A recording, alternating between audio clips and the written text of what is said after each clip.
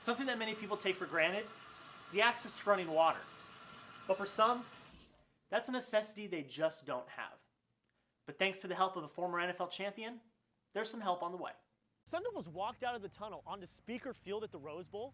For most players, it was just a regular game. But for a select few, there was more. When Sun Devil fans flocked in and sat down at Phoenix Municipal Stadium last year, there were more questions than answers going into the season. They were just looking to improve after two of the worst years in program history, and improve they did. Opportunities for players to showcase their skills are canceled. Recruiting's at a standstill, and hopeful prospects are looking to make a name for themselves. Thanks to Twitter and a phone in the palm of their hand, they may actually be able to get noticed. Now, it's no secret that when you want to play some of your favorite video games, it can kind of take a village. But when this facility opens up, you'll have everything you need to jump right into the game. It's a new week here in Sun Devil Stadium. Arizona State's coming off a bye. They beat Cal 2 weeks ago, and they're ranked number 18 in the nation. Shooting less threes, and guys, it's time for the Sun Devils to move on, and it's time for us to move on out. You see behind us, they're getting ready for the gymnastics meet tomorrow. We got to get out of here. Thank you so much for taking the time to check out our content. For Tyler Mannion, I'm Jack Lautaret. You can check out all of our men's basketball content all season long on CronkiteSports.com. Jason Franklin wanted a chance to play football at a high level. He got that chance at ASU. According to a lawsuit his father filed on July 13th, there was a downside. Franklin received his first concussion in the winter of 2012. In August of 2014, he got a second. And in September of 2014, he received his last two. He described one of those concussions to Cronkite News in 2017. It didn't even look like that hard of a hit, quite honestly. It was a normal impact for the game of football. It didn't look like something that should be noted, but even the play before that, I actually had a really hard hit, and this one tripled the impact to my head from that first initial hit. On July 14th, 2018, Jason died by suicide. After his passing, Jason's mom, Jan, wrote about her son's life and death in a blog post for the Concussion Legacy Foundation, an organization that supports those affected by concussions. She wrote that she noticed a swift change in Jason's behavior after his brain injuries. Chris Norwitzki, co-founder and CEO of the foundation, says more needs to be done to protect players like Jason. Right now, there's no long-term medical care. There's no, they're not paid for the risk they're taking with their brain. I feel like college football players are exploited because there's a huge money-making operation around them. The Boston University CTE Center examined Franklin's brain and determined he had CTE, in which a player's brain degenerates because of extensive hits. Studies have shown it can cause mental and emotional health problems. We didn't know much about it when we started our collaboration with Boston University and the VA. 1,000 brains donated, about 2/3 of them have been positive for CTE. We've rewritten the books on what we understand about how these hits to the head lead to brain disease. Now Franklin's family has sued ASU and the NCAA. The suit claims concussion protocols were mismanaged.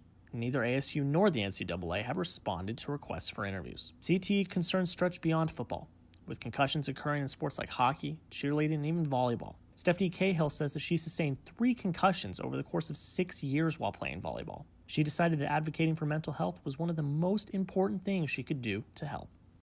What I think the most important thing I do is I tell my story.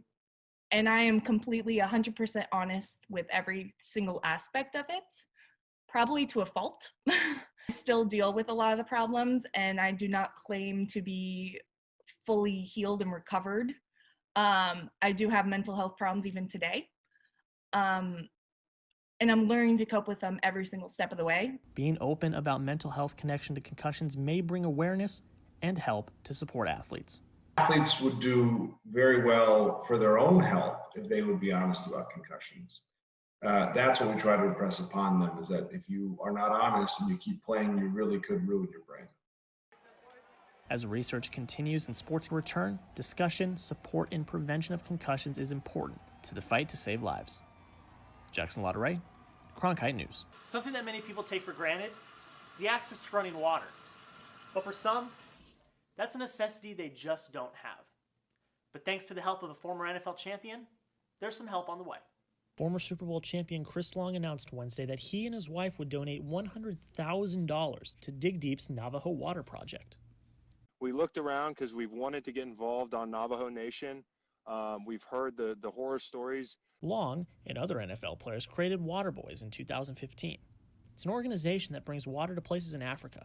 Long said he shifted his focus homeward, and that's how he learned about the water challenges on the Navajo Nation. We found Dig Deep. It was a time when COVID was happening, and so we were like, let's start now. Navajo Nation is increasingly in need of water, with 1 in 3 families traveling miles to fill and haul tanks of water for personal use every day. Long and Dig Deep have been in contact for a few years, but when COVID-19 struck, they knew it was time to work. COVID hit, and Chris and his team and his family really looked inward and said, what's happening in our own country, in our own communities, and what can we do to help? They remembered that connection, and we got to work. Dig Deep is an organization that installs water tanks and solar panels to get fresh water into the homes of residents on the Navajo Nation. We hope to serve at least 500 homes by the end of this 2-month cycle that we're in the middle of now. And then we're going to wait this COVID out and see, can we take that other $50,000 and put it into home water systems that'll provide, long-term access to hot and cold running water. In late June, the Navajo Nation president extended a state of emergency declaration because of the coronavirus. Earlier this year, the Navajo Nation had the highest per capita COVID-19 infection rate in the country. Dig Deep founder George McCross says water is more important than ever, but much harder to come by. Very basic things you need to do to stay home and stay safe during a viral pandemic aren't possible. They're not available to you. You can't wash your hands for 20 seconds several times a day with soap and water. You're constantly being forced to leave social isolation, to leave your home, to drive to a grocery store that'll have bottled water if you're lucky, if you can afford it, or to drive to a gas station, a truck stop, a school, a library, if they're open, to take a shower or to collect water. Dig Deep has already provided water for 51 families in 2020. And with the help of Long and his $100,000 donation, they hope to help even more. Jackson Lautaret, Cronkite News. Coming off a bye, it's a new-look Sun Devil football team. They're no longer ranked. They've lost their last 2 games. With the USC Trojans coming into Tempe this week, here are my big 3 takeaways from the Herm Edwards press conference that took place this week. The first big takeaway is about penalties and not showing emotion, showing passion. To be quite honest, we're not good enough to allow an extension of a drive or give a team an extra play or 2 because of a foul, right? We're just not good enough at this point. And I don't know if any team is, to be quite honest. But we don't want to get into that. We got to stay away from that. And we got into that against UCLA. So we got to stay way, way far from that, that's for sure. The next big takeaway for the Sun Devils and Herm Edwards is that Jaden is still their guy. Even though the last 2 weeks have been a little bit rocky for the offense, he still fully supports Jaden and has his back. Quarterback is the key. I mean, he really is. When you have one, you feel like you can build your team around it. And I think we have one. And I think we can build our team around and our program around the guy we have. And you guys have seen him play. And we just got to get some more pieces. We're not there yet. And there's a process to it. And it's hard. And it's tedious. And you've got to enjoy the journey through the process. And the last takeaway from the press conference this week is how Herm Edwards sees this USC receiving corps and how they're going to match up against them. It's the ball that goes down the field. It's the high ball, it's the jump ball. How many can we contest? Because they're going to throw it with tight coverage and figure their guys coming down with the ball. No different than last year when we had Nikhil. Nikhil was covered, but he wasn't covered. Throw it to him. See if he can. That's what I should tell Manny. I said, if you're stuck, just throw it to one. If you're stuck, everybody's covered, find one, throw it to him. Just throw it up in there, and we probably got a 70% chance he's going to catch it, right? And so that's what they're going to do. We have to make some plays. They might catch some, but we got to make some too. So it has to be one of those kind of deals, and you have to be aware of that.